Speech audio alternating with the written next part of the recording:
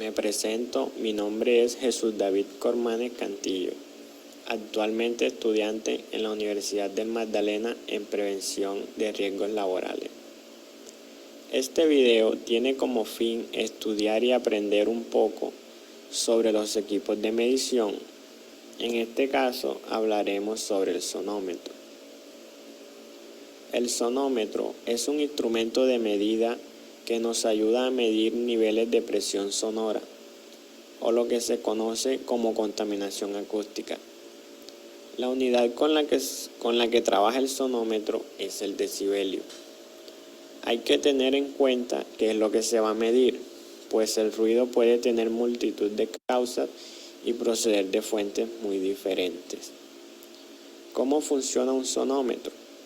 Un sonómetro está formado por un micrófono, un preamplificador, un sistema de procesamiento de señal y una pantalla. El micrófono convierte una señal sonora en una señal eléctrica proporcional.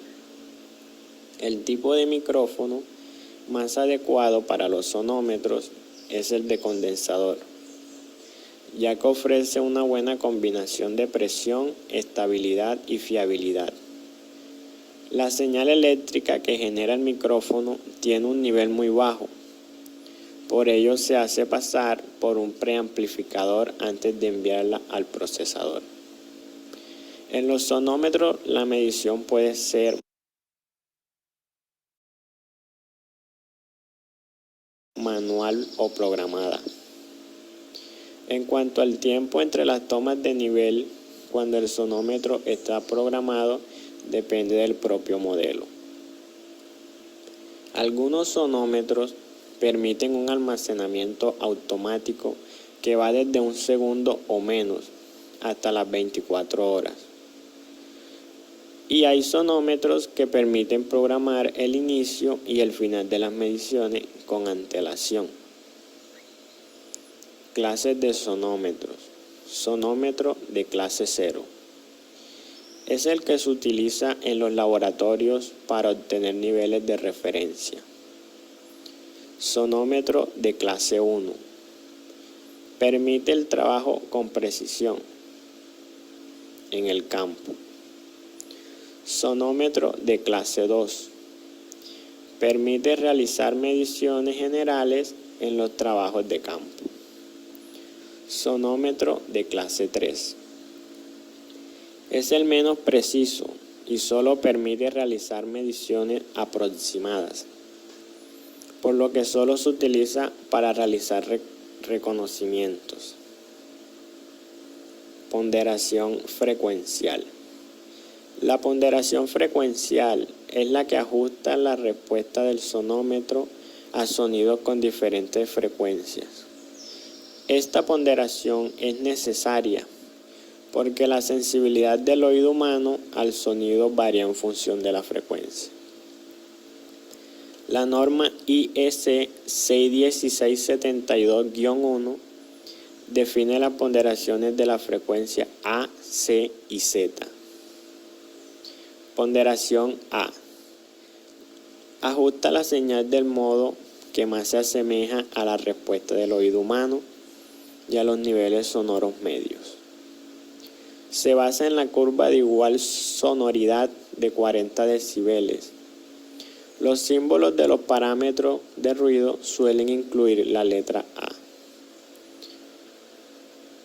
Esta ponderación es la que se emplea en casi todas las medidas de ruido, ambiente o en el lugar de trabajo, ya que es la que especifica diversas normas y directrices nacionales e internacionales.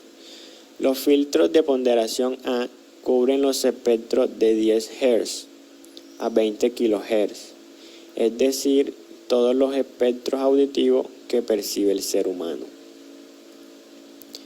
Ponderación C. Corresponde a una curva de igual sonoridad de 100 decibeles y coincide aproximadamente con la respuesta del oído humano a los niveles sonoros relativamente altos.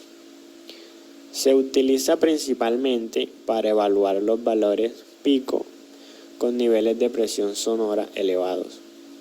Ponderación Z. Es la respuesta de la frecuencia plana entre 10 Hz y 20 kHz, más o menos 1.5 decibeles, excluyendo la respuesta del micrófono. La mayoría de los sonidos comunes no son tonos puros, sino señales de complejas compuestas por tonos muy variados. Análisis en frecuencia.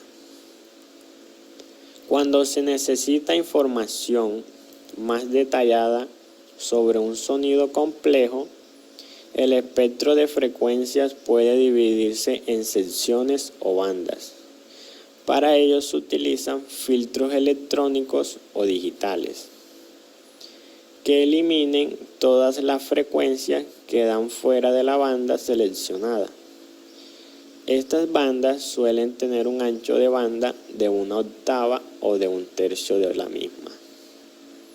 ¿Pero qué es una octava? La octava es 1/3 de la misma, que cubre un intervalo en el que la frecuencia más alta es 1.26 veces la más baja. Es decir, es la frecuencia más alta y el doble de la más baja. Calibración del sonómetro. Es un ajuste que se lleva a cabo en el sonómetro para que los valores que se miden y se muestran en pantalla sean correctos.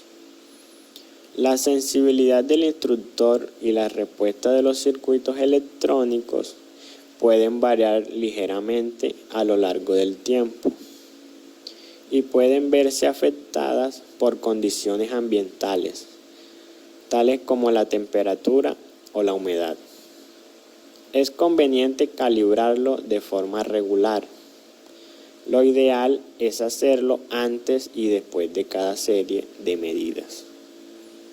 En conclusión, los instrumentos de medición son importantes y esenciales en el trabajo, laboratorios y en las industrias, ya que estos equipos son muchos y variados y están diseñados para entregar una solución a los profesionales y empresas para el monitoreo de sus actividades y así evitar cualquier riesgo a largo plazo de sus trabajadores. Muchas gracias.